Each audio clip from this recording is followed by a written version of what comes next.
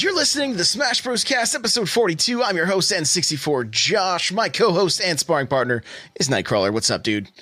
Hey, how's it going? It is going well. It is going well. Well, before we jump into this thing, if you'd like to get yourself a free book from Audible, you can go to audibletrial.com/SBC. Pick up something awesome like, Ready Player One or Console Wars. So many good books there to check out. I believe you get a total of 3 books too. You get an Audible original as well, or 2 of those. So check that out. audibletrial.com/SBC. The chair I'm sitting in and the desk that my computer is sitting on is all from OP Seat. If you go to n64josh.com/OP Seat, you automatically save $10 at checkout. Lastly, if you want to get yourself an extra podcast for just $1 a month, you can go to patreon.com/n64josh. And I do appreciate the support. Thank you guys, everybody that does that. Really, really appreciate it.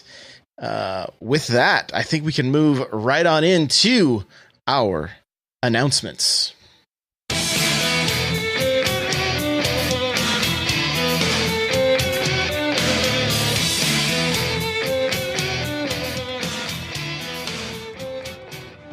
All right, we do this show live on twitch.tv/N64Josh, Friday afternoons, 2 p.m. Pacific Standard Time, 5 p.m. Eastern. Come hang out. It's a good time. I want to say what's up to the Mrs. Sly Cooper, Super Nintendad, Pudding, Mr. Cool Red Luigi, Jay Harley, Addy, anybody else that's just lurking. Guys, thank you for being here. I do appreciate it. And we are going to be having a tournament. The best place to hang out is the Discord, right? That's where you're going to stay up to date on this. But the second Saturday of every month, we are going to be doing a tournament. And there's going to be prizes involved. First place will be a $20 eShop card. Second prize, $10 eShop card. And third prize, a $5 eShop card. So this is completely free to enter. I will be providing the prizes.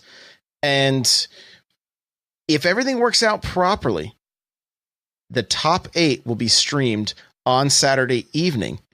That's what we're hoping. That's how we're hoping things will go down. So I will be getting the tournament set up probably this weekend, and I will let everybody know in the Discord that they are able to sign up and get involved.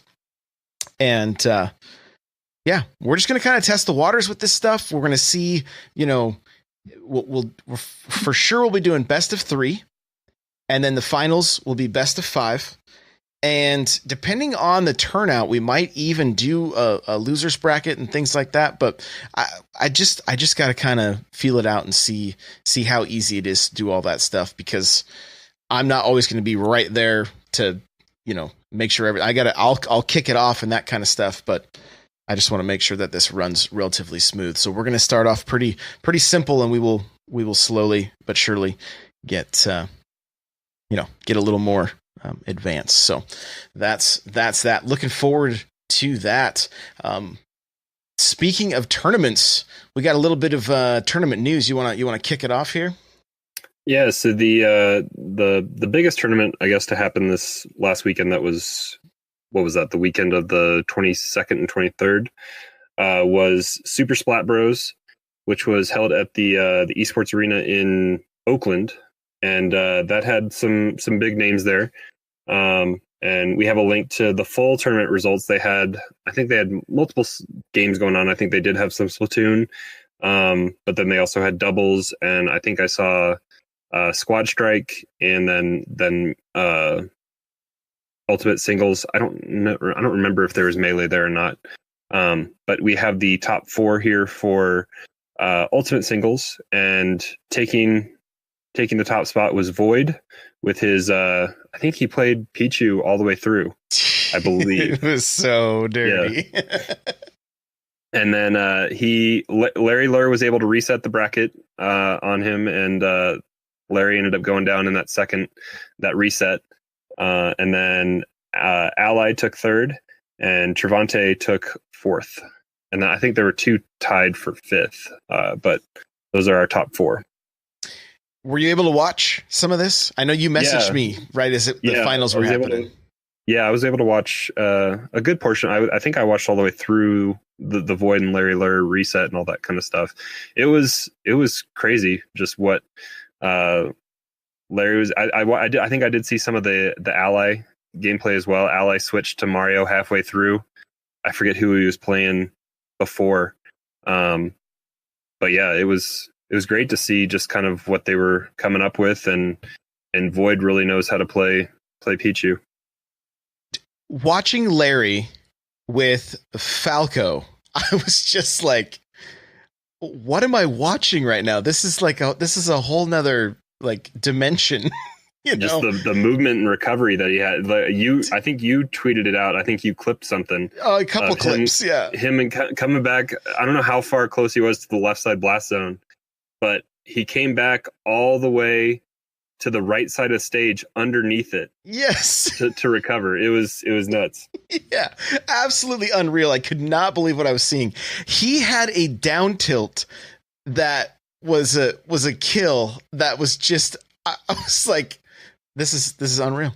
It was absolutely unreal. It was so cool to see. And I ended up clipping both of those. So, really, really good stuff from both those guys. I wasn't able to see all the way through the finals. We were wrapping up Christmas shopping, so I was trying to watch and shop at the same time. So, but really, really fun to see. Like, this game is just more exciting to watch than Smash 4. Like, there's no doubt about it. Just the speed and the movement and everything is just is so much faster, and that makes for a more entertaining game. Have you watched much doubles? I haven't. No, I don't think I've seen any yet. So, I mean, you and I practiced playing doubles, and that's one thing because you're kind of focusing on you and kind of keeping an eye on other stuff. But trying to watch doubles, I think Zero had made a comment about this before the game had even come out. I think shortly after the Invitational. But watching doubles in this game is incredibly difficult just as a spectator, because there's so much going on. It's so fast. People are flying everywhere, smoke everywhere. It's just, it's a lot. So it'll be interesting to see kind of how viewership and just how they market the doubles kind of audience goes. But it's definitely hard to track. So you got to have really good commentators, I think, there to keep people on track with what they're looking at. Yeah, absolutely. Absolutely. It sounds like it'll be a super fun job for those people. Looks like the 29th, which is tomorrow. Let's Make Moves is going on. Vicky Kitty posted this in her Discord. That's where I got this information. I know she's competing in singles, doubles, and I think she's also doing a commentating block at this tournament that you're going to talk about here. Okay. Yeah. So we got the link for the Twitch, which is twitch.tv/event matchup gaming, and it starts tomorrow. I don't even, do we know the time for sure? Like, let me pull up her Discord. I can look at the Twitch link real quick and see if we got anything here. Hopefully it's not playing something that's loud. Okay, cool. It's offline at the moment. It just says this is from Vicky Kitty. First Ultimate Major with 16 plus PGR top 100 members in attendance. She'll be competing in singles, doubles, as well as commentating top 16. 2 streams broadcasting. So Nairo's stream is going to be broadcasting as well. Okay. It doesn't have a time. That's fine. I'm assuming it's probably East Coast. If you guys want to make sure you don't miss any of the action, go and follow twitch.tv/ event gaming event matchup gaming. I don't even know if it's event. It looks like it's missing a T. So it's actually, the link works, but it's EVEN with no T. So it should be event, but it's missing the T, matchup gaming. And so we have the link in the show notes here. I just went and followed it, turned notifications on, so I'll see exactly when they go live. And I'll try to throw out a retweet or throw it in Discord if you guys want to be able to catch some of it. So this should be pretty exciting. I mean, you were going through the Smash boards, looking at tournament results, trying to find for Super Splat. Yeah, just Bros. going back to something from this last weekend, and it was on like the 4th page. Yeah, so I mean, a lot of people can post their results for their local tournaments on Smash.gg, but I mean, lots of people are doing tournaments. Yeah, so I'm really hoping to finally start hitting some locals. I need to do a little more research for Washington State. If you're in Washington and you know about the locals, hit me up on Twitter, shoot me a DM or something. I'd love to get some info, because I know both myself and my son want to start attending some. So it'd be cool. Let's see here. We do have our countdown to Genesis 6. Take it away, Crawler. Right. We are 35 days away, 5 weeks. It is coming up quick. So, I mean, we are days away here from January, and I know we're both flying out on the last day of January, so we're getting quickly approaching. Dude, it hit me today. I'm just like, oh my gosh. Like we're it's like right around a month. And we're gonna be doing this. If I could if I just don't want to look like a fool. That's my biggest fear is just that I'm gonna look like a complete fool. But you know, it doesn't matter. We're gonna have so much fun getting to meet people, getting to just experience that. Like it's gonna be unreal, and I cannot wait. So with that, we're gonna get into our Smash news, which is gonna be some we got some World of Light and Spirit stuff to talk about.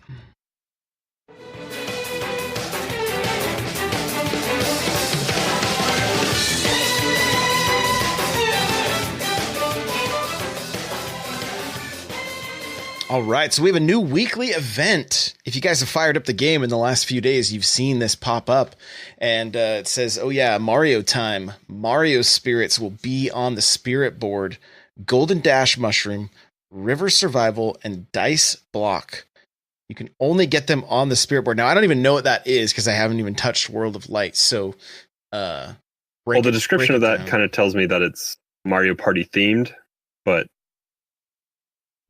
well, Dash Mushroom is, and maybe they still use that in Mario Party, but it's also Mario Kart. You know, it shows how much Mario Party you played. You got to bust that out this weekend. Oh, we will. Okay. Yeah. So yeah, Dash Mushrooms, River Survival, and Dice. Yeah, that's all kind of Mario Party stuff. So gotcha. Okay. Yeah, but it seems like they're not available regularly through World of Light. So the only way to get it is right now, because I think the event is live right now from. So today, this morning, it went live at 1 Eastern, 12:28, and runs through the 2nd at 1 a.m. Eastern. So not really the 2nd. You have all day on the 1st to get through that. And it sounds like these might be kind of the static ones that are kind of just there for you to challenge. I have not opened spirit boards to see it. I just was looking at the information on it. So. But I think the last time that we had something like that wasn't the Fire Emblem one. They were kind of persistent. Those legend ones were persistent that you could go in and just keep trying. So we'll see. I'll have to take a look. Cool. There you go. I might actually fire it up. We'll see. It's gonna be a busy weekend for me, so I kind of doubt it, but maybe. Nintendo support page outlines DLC for Smash, which included MiiFighter Costumes for 75 cents each. You surprised by this a little bit? Not surprised by it? I mean, they made money on that in Smash 4, right? Ish, I guess, kind of. I don't know how many people bought Mii costumes. I don't like using Mii fighters, but if there's unique enough stuff, I guess maybe I would buy it. But I don't know. I'm anti Mii fighter, so. I haven't purchased my my fighter pass yet to get the Rex costume. I just would rather have Rex, but I guess that's a way to get some characters that people want. Don't forget me. By the power of friendship, please bring us Rex. We just want Rex. So, yeah, there you go. Like I'm starting to see more Mii fighters in like quick battle or whatever, and I'm just kind of like, oh please no. Like, and then even in my viewer battles, I'm seeing people bring out their Mii fighters, and I'm like, I think I'm gonna have to set up a rule that's like, do not bring your Mii fighters into the viewer battles because I don't want to have to fight against them. I just don't want to have to learn all their potential movesets. And you got surprised by a counter, you were saying. Oh earlier. yeah, I got a Mii brawler through a counter that should. I was like, oh, game over. Here's my spike. This is the 3rd stock. Like we're both at relatively high percents, and I oh good, I got the win. Nope, countered into a throw that threw me into oblivion. So I was like, that's cool. I don't like these guys. Get them out of here. I will say that 75 cents seems a lot more affordable than I never bought any of the Mii costumes or whatever in Smash 4, but I think a lot of Smash 4 DLC was crazy overpriced. That seems kind of affordable. Yeah. I mean, the price seems fine with me. Again, I don't ever use them. Maybe down the road they'll be fun to mess around with or something, but for right now I have zero interest in them whatsoever. So, and to be perfectly honest, I kind of assumed we would see some of these as free content, but maybe this will offset some of the cost if they do want to throw out some free content down the road. Like, yeah, I'm hoping we see free echoes or something. Yeah, same. That's where I'm at. Or, for all of those that are wanting Waluigi still, that's you're not forgotten. Okay. You're not forgotten. All right. Well, hey, speaking of MiiFighters, I guess real quick, because, yesterday, Mel's in Discord was asking if there was a way to get MiiFighters off of her roster. And I know that there is so you haven't played World of Light, so you don't have any of them there. Right. And you can add them really quick and easy, I guess, if you want to. You just go into the games and other where the classic mode is, and you can create MiiFighters and do whatever. And then they'll pop up on your roster in the regular online and all that kind of stuff, except for classic, because they don't have a classic challenge run through to go through as the MiiFighters. But you can delete those and they'll go away. But if you unlock them through World of Light, they are stuck on your roster. So I guess play World of Light cautiously if you don't want MiiFighters on your roster. I don't care if they end up on mine, it's fine, but I just haven't done anything to get them there. So either way, I'm cool. But hey, let's jump into our talking points.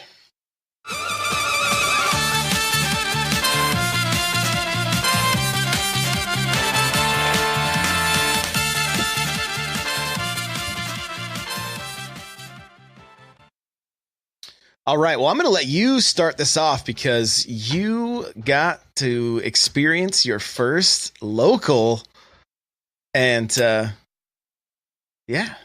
it down for us, man. How was it?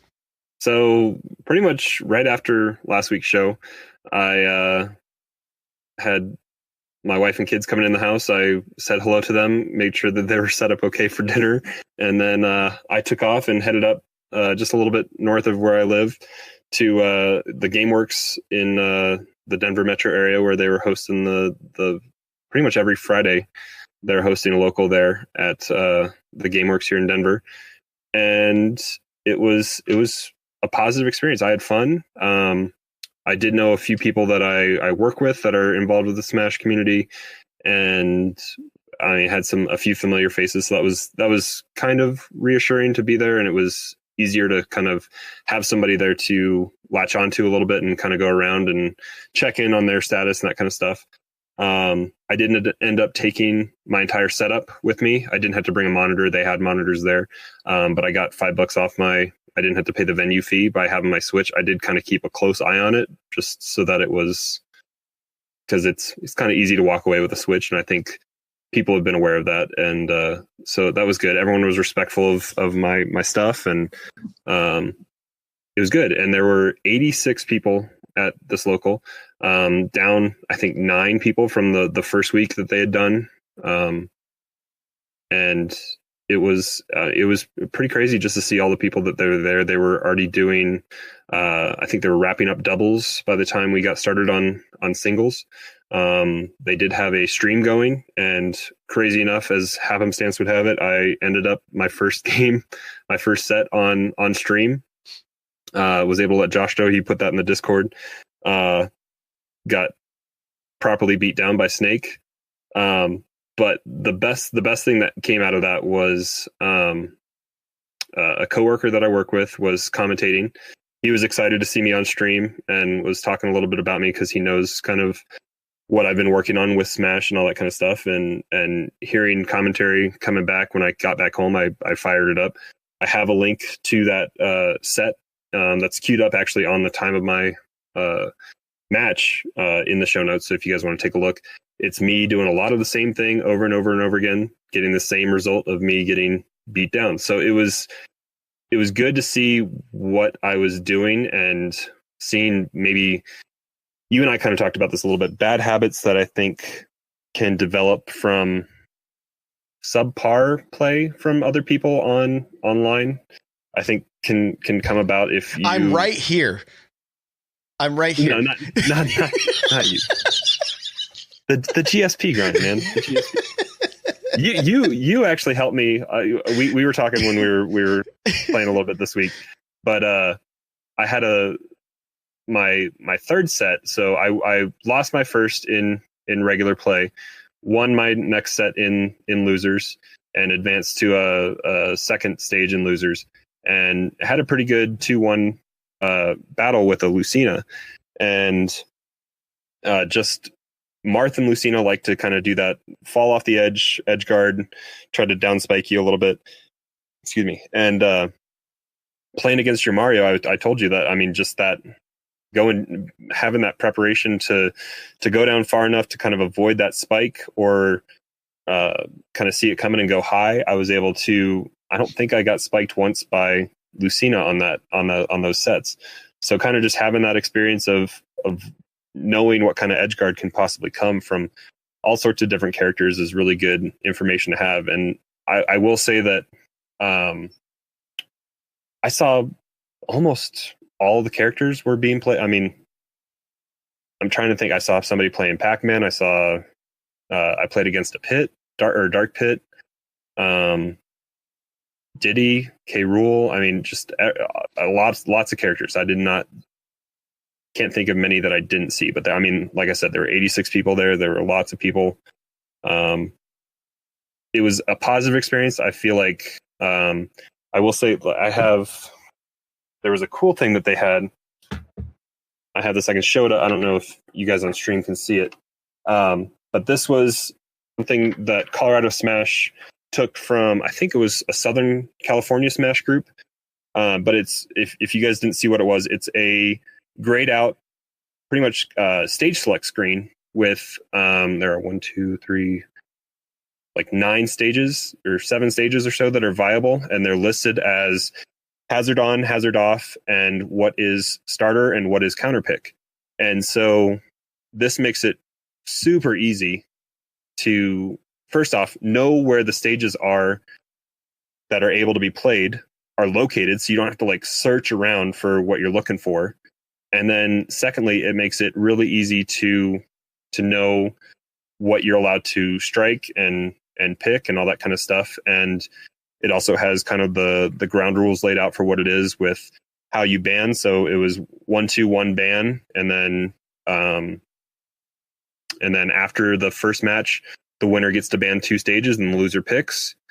And then pretty much just how the rules were set up: 3 stock, 7 minutes, make 1 for, and with having a setup, I went in and you make 2 different rule sets. So you had one with hazards on, one with hazards off. And I know a lot of people are just playing around with general rule sets right now, and lots of different Smash communities are playing around with, do we have hazards on for the whole thing and just have certain stages off, or hazards off for everything and just deal with what that brings. But it was very welcoming, and I didn't feel like I didn't know what was going on. So that was kind of a positive experience. And I didn't see really anyone like putting anybody down or making anybody feel unwelcome.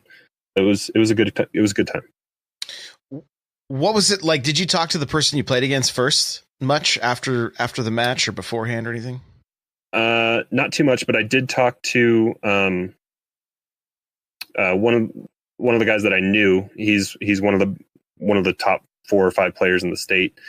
And he kind of reassured me a little bit that the guy I was playing against, I forget his name, his gamer tag, but that he was a pretty experienced Smash 4 player as well. So how I was playing against it was okay. I mean, the guy I played against, he was friendly. It was good. I mean, it was definitely the biggest learning experience I had was coming back and watching what I did, and the fact that I did it over and over again. And also the commentators that were commentating the match, they talk about the fact that Snake, like, I didn't play a ton of Brawl, so I don't know a lot about Snake and what his moveset kind of entailed. And I've since seen a few more Snakes when I've been playing quick plays online. And it's good to kind of know what to avoid and how to play against him a little bit. But he's a tough character to play against. And I mean, we talked about it last week. He's won the most tournaments, I think, of that compilation list of characters that have won tournaments. He's definitely a challenge to play against. Yeah, I mean, it was cool getting to sit, like, I think Wednesday, I can't remember what day anymore. Like this whole week with Christmas and everything, like everything's just kind of a mess. But like we just jumped into the arena, just the both of us jumped into a Discord call, and like we kind of like hashed some things out with our characters, and like, you know, and even had to like hear some of the stuff that like you don't like to hear all the time, or, you know, things like that. Like, and but I think that's the kind of stuff that's going to help both of us improve. You know, like you heard consistently from those commentators, like if he just threw the nair more often, right? Like if he used that as more of a tool. And then we talked about like your down air and how like I overthrew that all the time. I just same get up all the time. They talked about that in the commentary, how give that tip. A good practice technique is to just make sure that you're not doing the same get up more than 3 times, like any more than 3 times in a row. And if even if doing the same get up that you had been doing 3 times in a row is the correct get up, quote unquote, still forcing yourself not to do it just so you don't fall into I'm in a horrible habit of jump get up, and that puts me at a disadvantage if they're shielding or waiting for me there with like I got up smashed repeatedly by Snake with that mortar shot that goes up every time, because I put myself in a situation that I either had to air dodge or jump again or try to down air shield. And so just making sure that you have 4 different options when you're getting up, so making sure that you vary it and keep them guessing. And even near the end, I did a jump get up, but I kind of fainted going over the stage and kind of just re-grabbed ledge a little bit. So I started varying it a little bit there at the end, but it was all just kind of unconscious thought. I wasn't doing enough active reading of the situation and kind of reacting. I was just kind of muscle memory, bad habit, just getting by with what I'm trying to do. It's totally different than online fights, and you got to adapt very quickly. And from what I heard, that the guy I was playing against in that first round, that's one of his specialties is kind of seeing patterns and kind of systematically breaking them down. Gotcha. Yeah, that he did. But you did go on to win your first match in losers. Correct. Yeah. So that's yeah. I mean, it was hard to kind of tell a lot of the experience level of some people that were there. I mean, the good thing about Ultimate is bringing lots of new people into the scene. I had never, even though we'd been doing this, I had never been to a local before, so that was my first experience. But I think a lot of other people are experiencing it as well.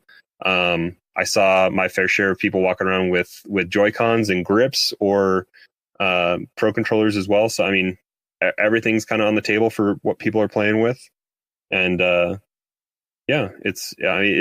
be interesting to see maybe how many Joy-Cons and Pro controllers we see at Genesis, but I think for the most part we might still see GameCube controller win out. But you talked a little bit about liking playing with Pro controller this week a little bit, right? Yeah, it's one of the points here. Like, so, you know, having family over Christmas, that kind of stuff, like playing Smashdown on the big TV, basically, right? Versus playing in my office here. And I'm not going to stretch cables, right? And I don't have the little wireless adapter. I do have I have one Wavebird, but I was like, you know, I've got Pro controllers. I almost immediately fell in love with it. Like, I don't think I'm going to make the switch, but as far as like just when I'm playing at home, like downstairs, the living room, that kind of stuff, I really like the feel of it. Like, I was surprised. I kept saying, like, I can't believe how much I like this. Like, I didn't care for it when we tried it at those events, but now that I have can set the buttons the way I want them. And also, I've been forcing myself to play a lot handheld, just because, like, if, you know, the wife's maybe watching something that I'm not that interested in or whatever, but I don't want to, I still want to be able to hang out, I'll pull out the Switch and play Smash. Or if we're traveling and she ends up driving, that kind of stuff, then I'll play in the car or whatever the case may be. I ended up buying a grip, you know, just the Insignia one or whatever from Best Buy. It does the trick. My hands were cramping really bad just spending time in the lab handheld, and that kind of took out the hand cramps. And I took my GSP to as high as it's been up until the last time I played handheld. Like literally took it up to like 1.6, right? And then tried again, then dropped down to 6, to 600,000. Yep. So I mean, it's hit or miss, but like it's a pretty smooth transition. You do the button layout's different, of course, but yeah, man. Yeah, I flip X and Y for what I normally use them on GameCube controller, just because of how they're positioned on a GameCube controller compared to how they are on a Pro controller. But that's one of the just biggest things that I switch up. So speaking of switching it up, I made a big switch this week, a huge switch. Izaw Smash, which I have the link, guys, in our Smash Tips section of our notes here. Okay, he has begun the Art of Smash Ultimate series. I have a link to the playlist.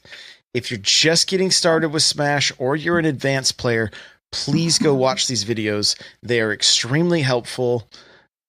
Make sure to subscribe. They're good, helpful videos. It's good stuff. So don't miss those.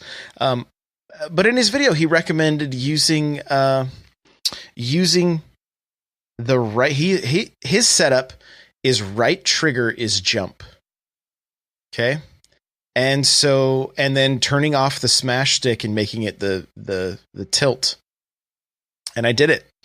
I made the change. I put grab back on Z, and I made my jump the trigger, and I'm using the tilt. Now, what it has done, it has forced me.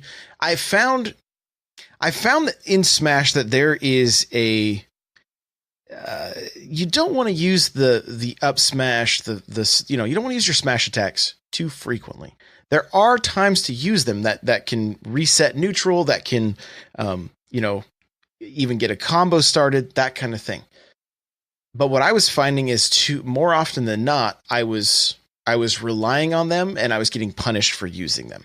And so now I'm throwing them far less than I typically did. And I think this is helpful for me. I've spent a ton of time in the lab with this game this last week. More time.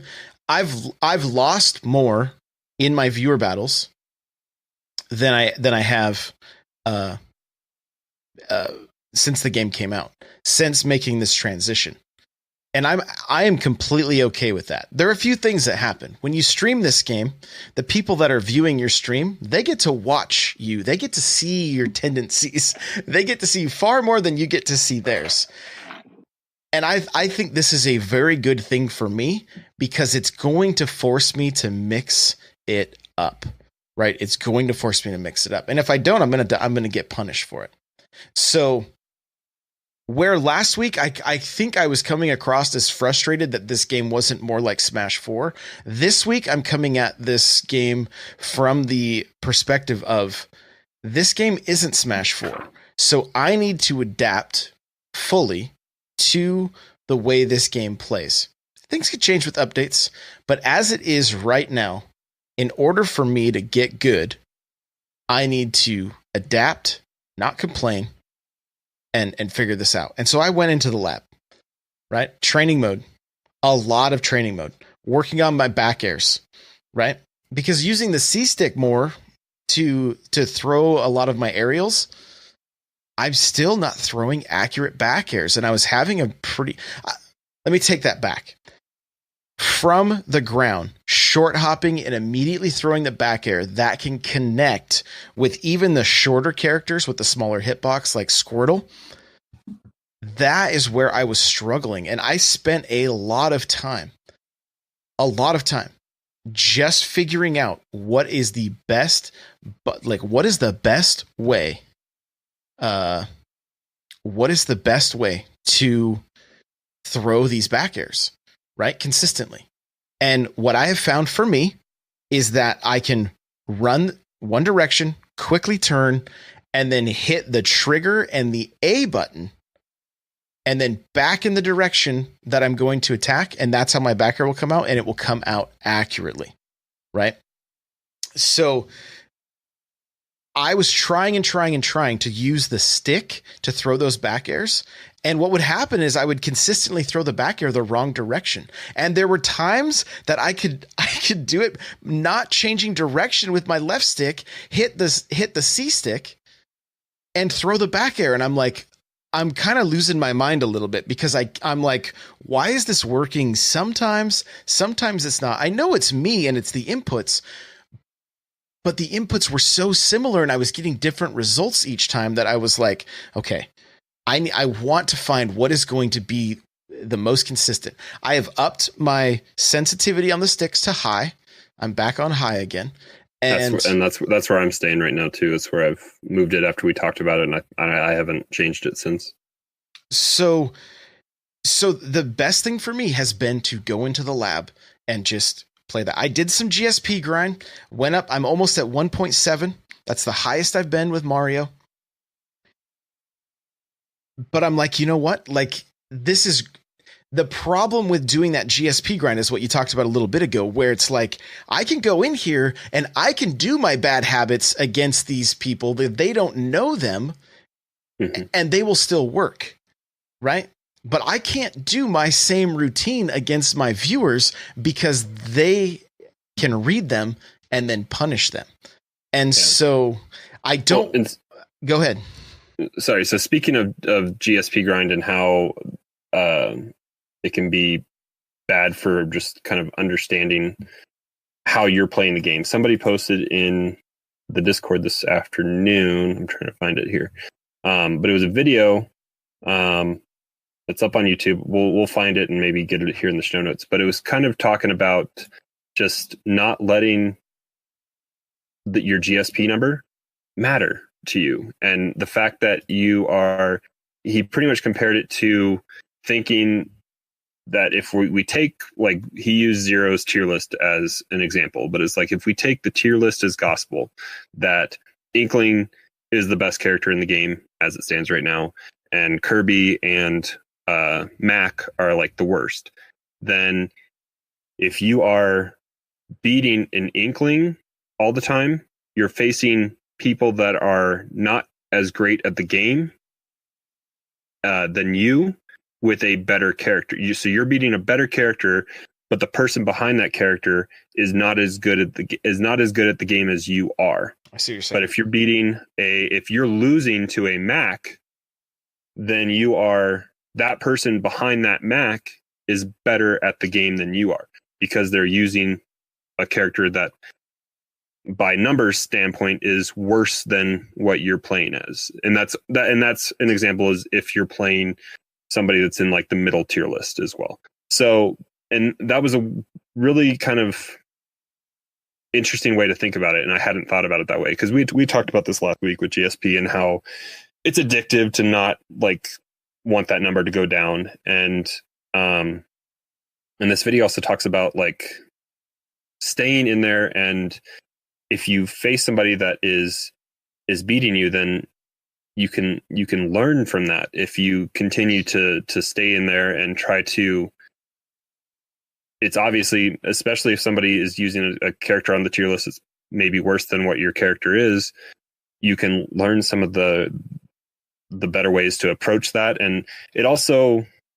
so he talked about he's a Kirby main and that he struggles against Sonic. And if he sees that matchup with current, and it's something I think I talked about on my first kind of rant week that we had, where if he referenced it specifically, like if in Smash 4, he was excited to see that matchup because it was a way that he could work on that matchup without punishment, I guess, with GSP, but also he could work on addressing counter picks as well, because as long as those two people stayed in the lobby, you were able to change your character and do different things.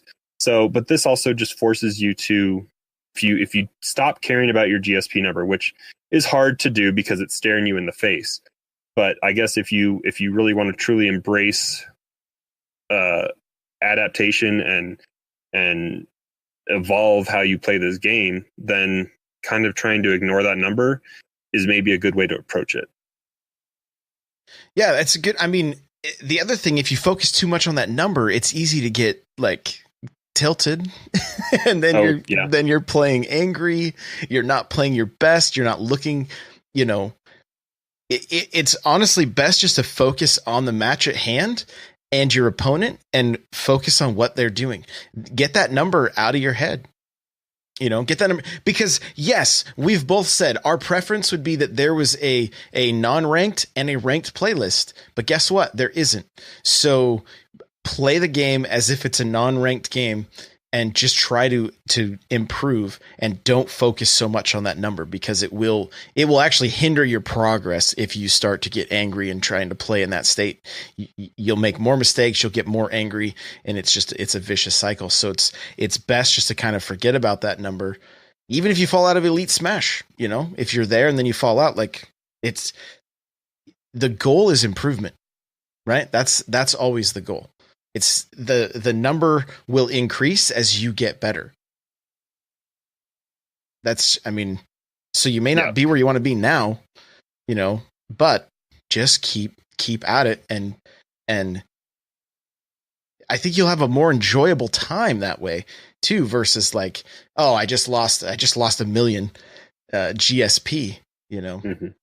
I mean, I've found that regardless, we might not understand the convoluted math that Nintendo's doing on calculating this number, but from what I have found, the number has been going up this week. I don't know if a lot of you have noticed, but if you have been away from your game since Monday evening, you're probably up about 200,000 or 300,000 GSP if you have not played, just by the sheer number of new people that have logged into the game. But as that number evolves and gets up to kind of a standard point, even if you drop down a little bit, I've found that I can almost finish the day. If I'm having an off time and it puts me back down a little bit lower, I still end up almost exactly where I was when I started. My goal is usually to be at or around or always above kind of where I started. That's usually my goal, and I don't like to walk away like a really low number. But for the most part, the game has a way of kind of equalizing itself out, and you will find your way, even if you drop down way down low what you think you should be at. You'll find your way back up to kind of where you were. Yeah, don't worry about it too much. Just play. Just play. Focus on getting better. Unknown Killer is asking, what is tilted? I hear it a lot with this game. It's just playing angry, right? It's like losing a match that you should have won, and you get angry and you go into the next match, or you hit rematch even though it wasn't a good matchup, because your ego is now has now kicked in, and you're like, no, I know I can beat this person. And then you lose again, and then you get more angry, and you just keep trying, that kind of thing.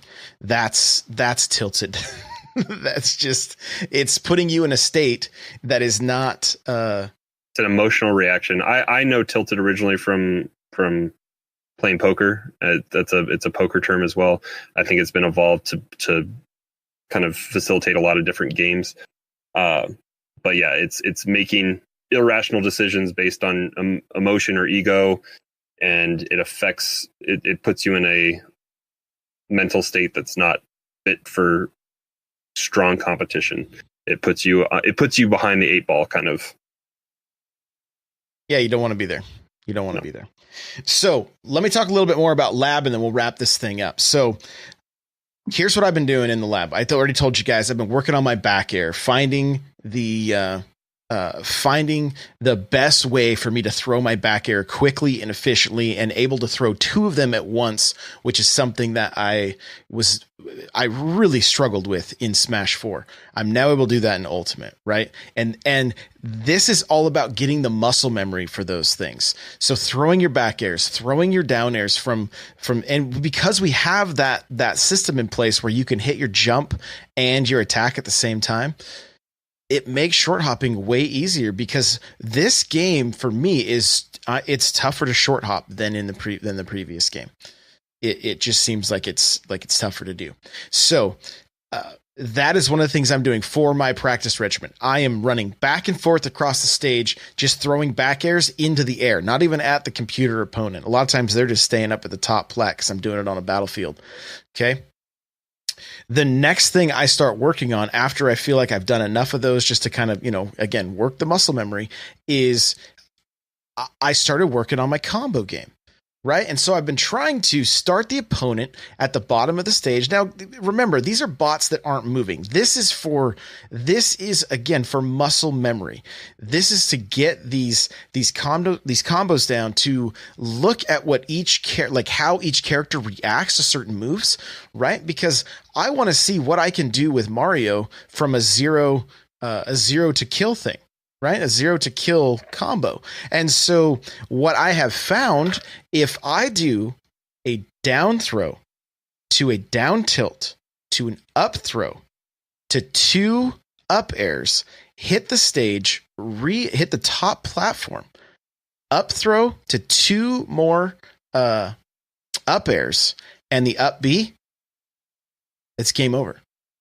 Right? It's game over. Now, that's not something that's going to happen all the time, but it's something that I want to be able to pull off if the situation presents itself, right? I'm finding that as a Mario main, I'm not using his verticality nearly enough. And I'm not using the grab to initiate combos nearly enough. I'm just running around the stage and just chipping away at percentage. And that's fine, especially come end game where you could land a back air for a kill, right? But early on, I want to be able to get that opponent up to 70% as quickly as possible. And that's going to come through some of these combos, right? Now, and also spending time in the lab, you've gotten to that point where you want somebody on the top platform. You also know where that kill percentage starts from different aspects of that progress. So you have a goal probably to get them to like 50% and then get them somewhere else. And then you're going to tack on that extra damage to get them like 70 or 80 and then finish off that killing blow at the top end of that ladder. So correct? For instance, if I immediately a 0% opponent, if the first thing I get is a grab to an up throw, you can hit the up air. Right, as to combo, but you've got to be extremely fast. There's a chance that they will just not be high enough, and you'll miss.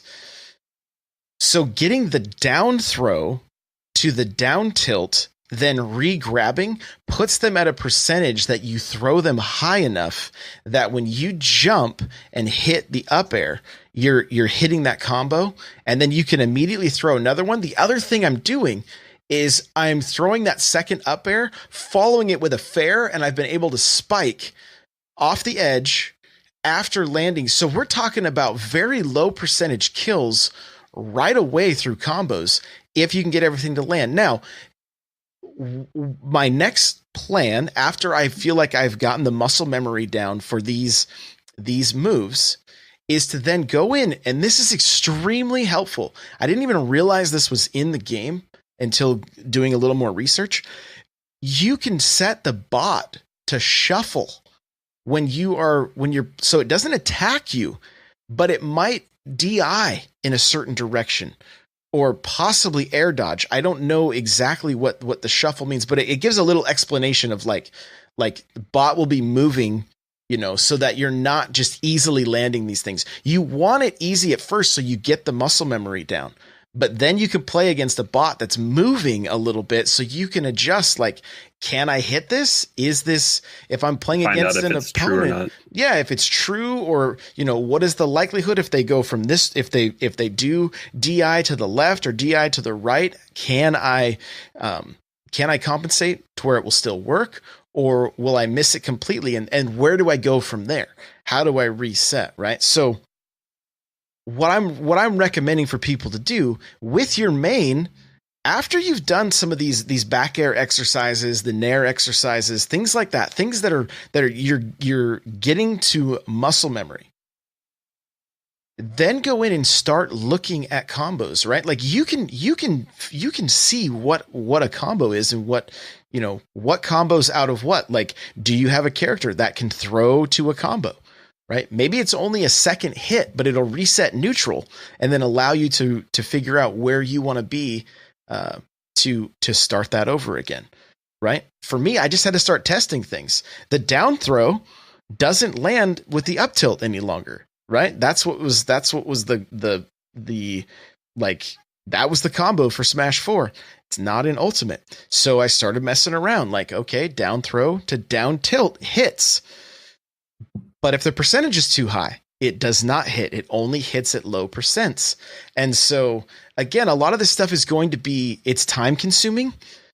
But for me, I feel like it has given me a practice regimen, something that I can continue to work on, and that eventually, you know, and I know this is going to take time.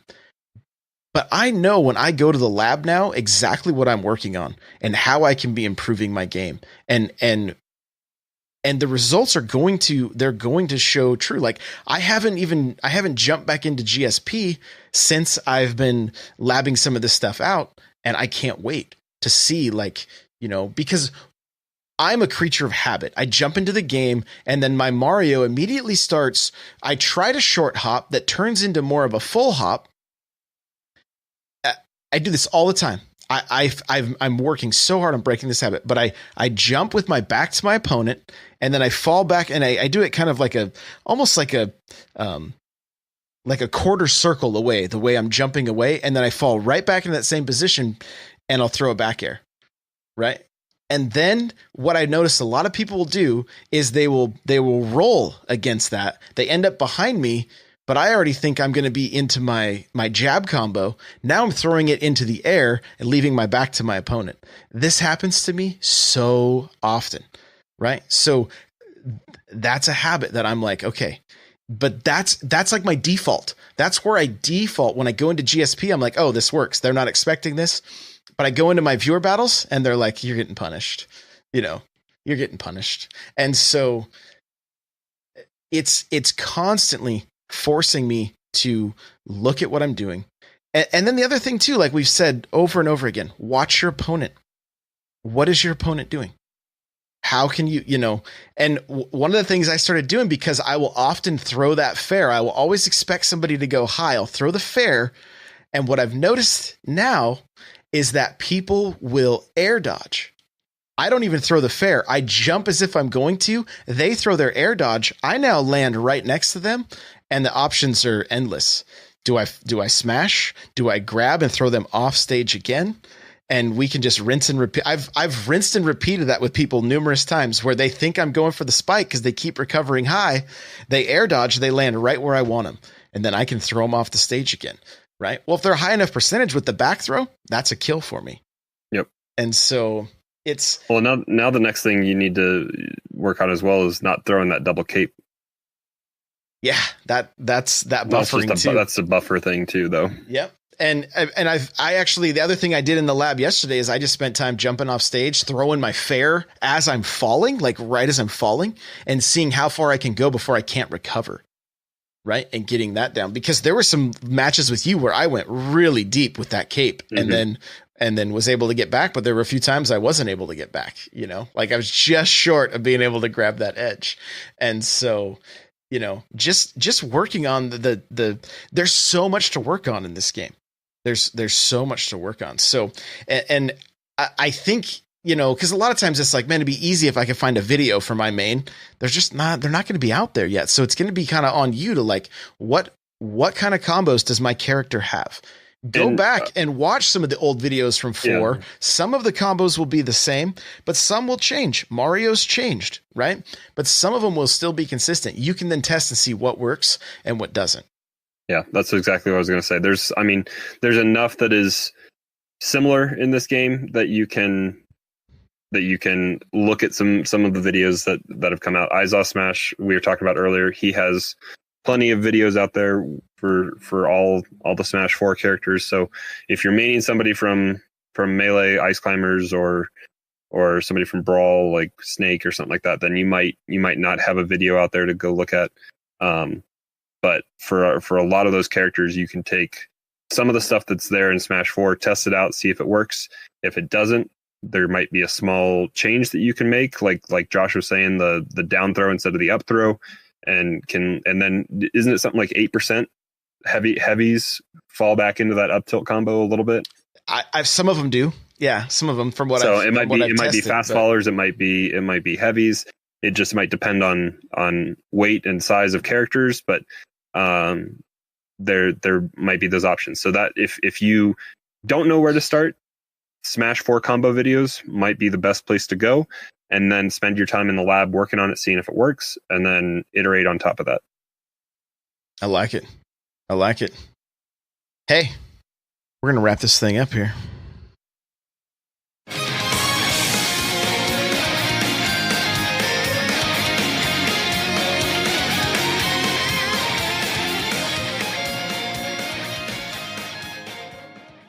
All right. Well, Crawler, where can people find you?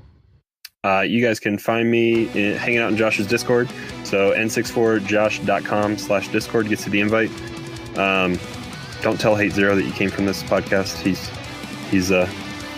He got excited when a Nintendo Powercast listener came in earlier this week. But